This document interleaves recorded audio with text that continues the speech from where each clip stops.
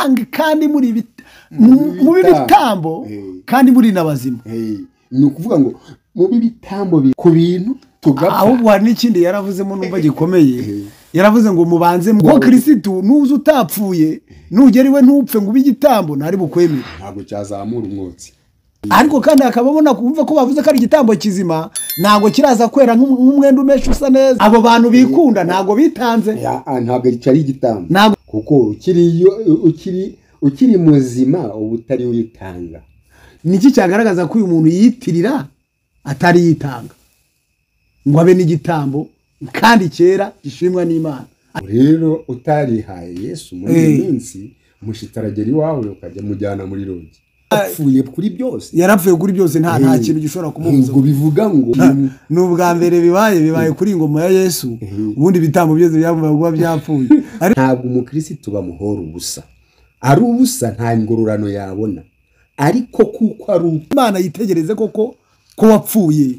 Kuko ibi byose tuvuga bigomba kuza Imana igomba kuza amareka agomba kuza kureba. Imana z'uburyo bwinshi zirahari kandi zose zirerekana ikirenze ko ikitwa umwuka ku mubiri cyose ni ikinyabushobozi.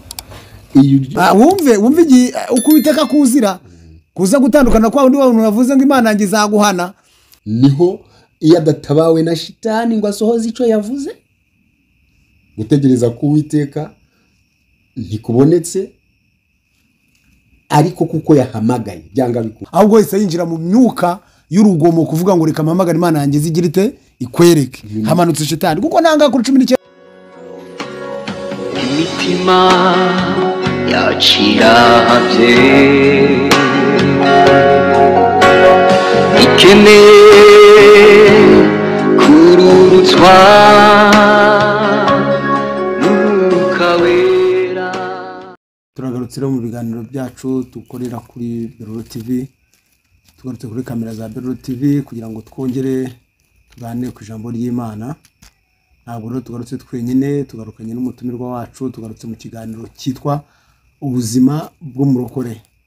Tugiye rero kuganira hamwe n'umutumirwa wacu kuri ayo makuru meza y'ubutumwa bwiza bwa Yesu Kristo. Rero turagira ngo tumuhe karibu. Ngewe uyoboye gahunda cyangwa se ngewe ukumvikana kuri mikoro Ntabanganyimana Andrea. Ni karibu rero, reka tumuhe ikaze nawe umukozi w'Imana vuga ubutumwa bwiza bwa Yesu Kristo n'ababibwire. Ni karibu.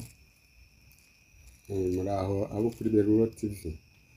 Nanjye nejejwe nuko mbonye umwanya wo guhura namwe tukaganira ku ijambo